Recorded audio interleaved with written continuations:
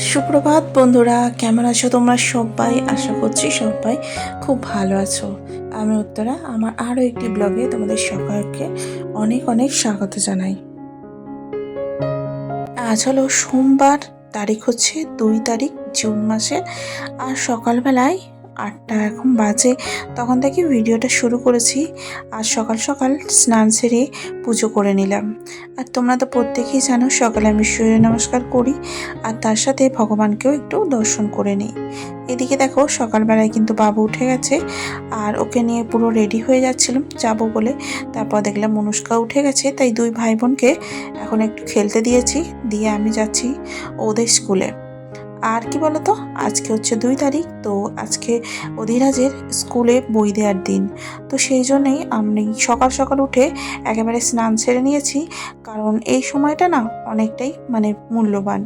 আর 11টা পর্যন্ত বই দেবে সেটাও কিন্তু আমার জানা ছিল না।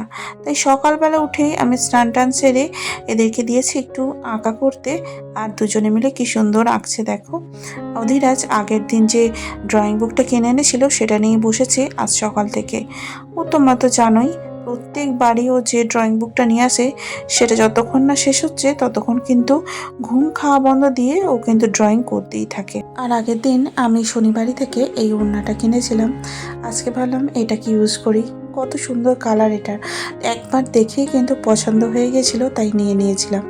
এদিকে মুখ সুখ আটা সাটা করে নিয়ে এখন বেরিয়ে পড়েছি প্রচণ্ড দাবদাহ রোদের মধ্যে দিয়ে ওদের স্কুলে যাওয়ার জন্য।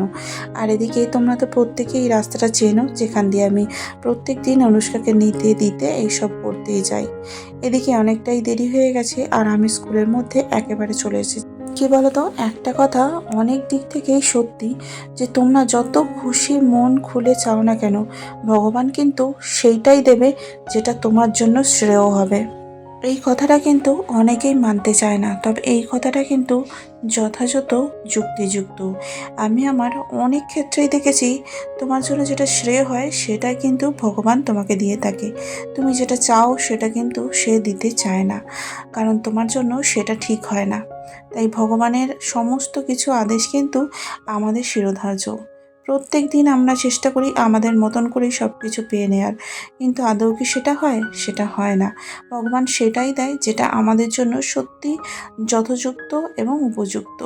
তাই প্রত্যেকের চাওয়া এবং পাওয়াগুলো সব সময় কিন্তু অন্যরকম হলেও ভগবান তাদেরকে যেটা তাদের জরুরি সেটাই দেয়। এই আমাকেই দেখো না, আমি সকালবেলা এক মনে আনন্দ নিয়ে সুন্দরভাবে বেরিয়েছিলাম অনুষ্কাদের স্কুলে বইটা আনতে। তবে সেই সময় আমার পেরিয়ে গেছে, ওদের স্কুলে ঢুকতে না ঢুকতেই আমার কিন্তু 11টা বেশি হয়ে গেছে। তো সেই জন্যে কি হলো, ব্যাস আজকের বইটা আর নেওয়া হলো না। তবে পরের দিন গিয়ে দুইজনে মিলে কিন্তু বইগুলো নিয়ে আসতে যাব, অনুষ্কার বাবা আর আমি। আর এদিকে সকালবেলা তো তোমরা জানোই আমি কিচেনটা ক্লিন করে রাখি, তারপরে কিন্তু জামা কাপড় কেচে ধুয়ে সুন্দর করে রেখে দিই। তবে সেদিনকে আমরা স্কুলে যাব বলে শুধুমাত্র কাচাকুচিটা করে নিয়েই ব্যাস সঙ্গে সঙ্গে আমি স্কুলের জন্য রেডি হয়ে চলে গিয়েছিলাম। তাই কাঁচাগুলোও পড়েছিল, এসে তাই শুকোতে দিলাম। এদিকে অধিরাজের আঁকা এখনো পর্যন্তই শেষ হচ্ছে না। এদিকে অনুষ্কাকে দিয়েছি খেতে, আর বাবুকেও সুন্দর করে খাইয়ে নিয়েছি। আর তোমরা তো জানোই সকালবেলায় কিন্তু আমার রান্নাবান্না হয়ে যায়, তাই অধিরাজকে কিন্তু কোনো দিনে আমি দুধ বিস্কিট এইসব কিছু খাওয়াই না। সকালবেলা ঘুম থেকে উঠেই ও 9টার মধ্যে, তাই 10টার মধ্যে ওকে কিন্তু যা হয় আমার সকালবেলা রান্না সেটাই আমি কিন্তু সুন্দর করে ওকে খাইয়ে দিই। আর সকালবেলা কী বলতো, অতটা লেটে উঠে তখন আর দুধ বিস্কুট দেওয়ার কোনো মানেই হয় না বলে আমি মনে করি। এদিকে কিন্তু আমার অনেক কাজ হয়ে গেলেও তোমাদের সঙ্গে অনেক বকবক করতে করতে, আর আমার প্রত্যেকটা কথার মধ্যে একটুখানি যুক্তি দিয়ে আমি বোঝানোর চেষ্টা করি সত্যি এই ঘটনাগুলো ঠিক কি না।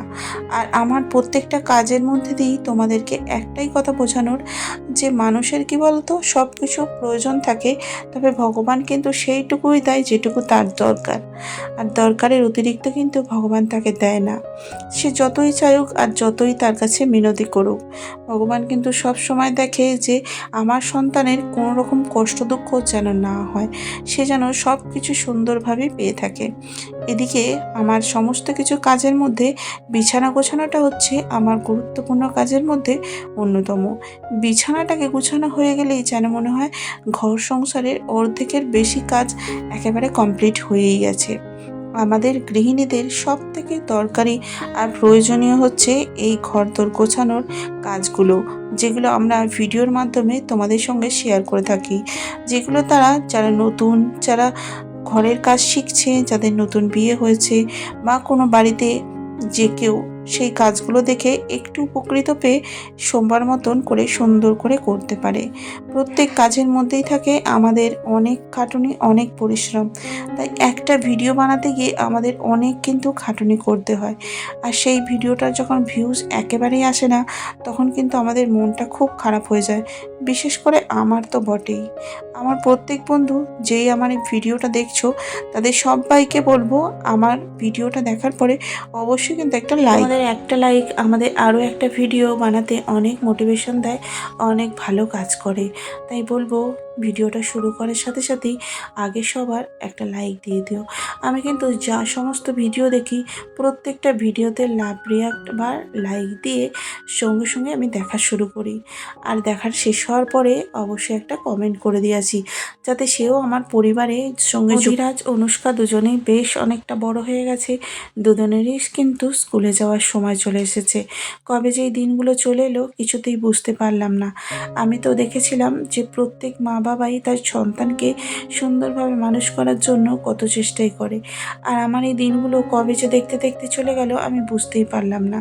আজকে আবার অধিরাজও স্কুলে ভর্তি হয়ে গেছে, ওর জন্য গেলাম বই নিতে। অনুভূতির সুতিচ্চারণ, কারণ অনুষ্কার যখন ছোট ছিল তখনও কিন্তু এইভাবে করেই আমি ওর জন্য বই নিতে গিয়েছিলাম, একা, তাও আবার ওর পাপা কিন্তু সেই সময় ছুটি ছিল না, আর বাবুর ক্ষেত্রেও তাই। তবে আমার একটু সময়টা বেশি দিয়ে যাওয়া উচিত ছিল। এদিকে এটা ওটা কাজ করতে করতে না কখন যে বেঁচে গেছে আমি ঠিক বুঝতেই পারিনি, তাই একটু দেরি হয়ে গেছিলো। এদিকে দেখো ওখান থেকে আসার পরে আমার ঘরের সমস্ত কাজই কিন্তু আমি শুরু করে দিয়েছি। আর তোমাদেরকে সবসময় শেয়ার করি না, আমি ভিম জেল নয়, এই যে জেলটা আছে এটা দিয়ে আমি কিন্তু বাসন কোসন মেজে থাকি। কারণ আমাদের এখানে সুরাতে এইটা না 120 টাকায় 5 লিটার একটা বড় ড্রাম পাওয়া যায়, যেটা থেকে সুন্দর করে আমি কিন্তু ঢেলে নিয়ে আমার বাসন কোসন সুন্দর করে মেজে নিই। আর ভিম জেলটা কী হয় জানো তো, হাতে প্রচণ্ড জড়ায়, আর প্রচণ্ড ওটা দিয়ে ফেনাও হয়, যেটা অতিরিক্ত ঝাঁপ ফেনা বা ঝাঁপ বলে আমার মনে হয়। এদিকে তোমাদের সাথে কথা বলতে বলতে পুরো কিচেনটাই আমি ক্লিন করে নিয়েছি সুন্দর করে। এদিকে যা বাসন কোসন ছিল সেগুলোকেও সুন্দর করে অ্যারেঞ্জ করে রেখে দিয়েছি। উপরন্তু আমার কিন্তু কিচেনটাও ক্লিন হয়ে গেছে, গ্যাস স্টোভ কিচেন পুরোই পরিষ্কার। এদিকে দেখো এসেছেন বাবু খেলা করতে করতে জল খেতে। প্রত্যেক দিন জানো তো এরকমই করে, খেলবে, খেলতে খেলতে যখন তেষ্টা পাবে তখন ঘরে ছুটে ছুটে আসবে, মাম্মি আমায় জল দাও। তো আবার জল খেয়ে আবার চলে যাবে খেলা করতে। আজকেও সেরকমই করেছে, আমি পোছা দিচ্ছি চলে এলো জল খেতে। আর কি বলতো, বাচ্চারা এই গরমে না ভীষণ পরিমাণে না ঘামছে, জলটাও খাওয়া ওদের জরুরি। আর আমার দেখো প্রত্যেকটা ঘরের কোণা কোণা সুন্দর করে পরিষ্কার করে নিয়েছি। আর যে আমার বুক র্যাকটা আছে সেটাকেও কিন্তু সামনেটা করে অনেকটা পরিষ্কার করে নিয়েছি। এই বই রাখার টেবিলটা ছিল একদমই আমার বেডরুমের সামনে, যেখান থেকে না বই নিতে ঢুকতে বেরোতে খুব অসুবিধা হতো। এই দরজার পিছনটাতেই রেখেছিলাম আমার বেডরুমে, তাই বার করে নিয়ে এসে এইখানে রাখি। ঘর বাড়ি ধোয়া মোছা পরিষ্কার হয়ে গেলে মনও ভালো লাগে, আর কি ভালোই লাগে জানো। তো দেখো পুরো ঘর বাড়ি পরিষ্কার করে নিয়েছি, আলুটা এখন স্ট্যান্ডে রাখতে হবে। এদিকে কিচেনও আমার পরিষ্কার পরিচ্ছন্ন করে নিয়েছি, আর ওইদিকে দেখো আমার কিন্তু বেডরুমটাও সুন্দর করে ক্লিন করে নিয়েছি। আর পরিষ্কার পরিচ্ছন্ন রাখলে কিন্তু অনেক দেখতে ভালো লাগে, আর মনটাও কিন্তু ফ্রি থাকে। চলো বাইরেটা তোমাদেরকে আরও একটু ভালো করে দেখিয়ে দিই। সকালবেলা সব সময় কিন্তু এখানে কিন্তু রৌদ্রে পুরো ভরা থাকে, আর এখনও তাই অবস্থা। কি সুন্দর বেড়ে উঠছে আস্তে আস্তে গোলাপ গাছটা, যত দেখছি ততই যেন মুগ্ধ হয়ে যাচ্ছি এই প্রকৃতির পরিবেশ। চলো বন্ধুরা, আজকের ভিডিওটা তাহলে এখানেই শেষ করছি। একটু যদি ভালো লেগে থাকে অবশ্যই একটা লাইক করে দিও, আর যদি চ্যানেলে নতুন হয়ে থাকো প্লিজ সাবস্ক্রাইব করে দিও। আর নতুন এবং পুরনো বন্ধু সবাইকে আমি অনেক অনেক ভালোবাসা জানাই আমার তরফ থেকে। তো আজকের ভিডিওটা এখানে শেষ করছি, সমস্ত কাজকর্ম হয়ে গেছে। চলো টাটা, তাহলে খুব ভালো থাকবে, সুস্থ থাকবে, দেখা হচ্ছে নতুন একটা ব্লগে। টাটা।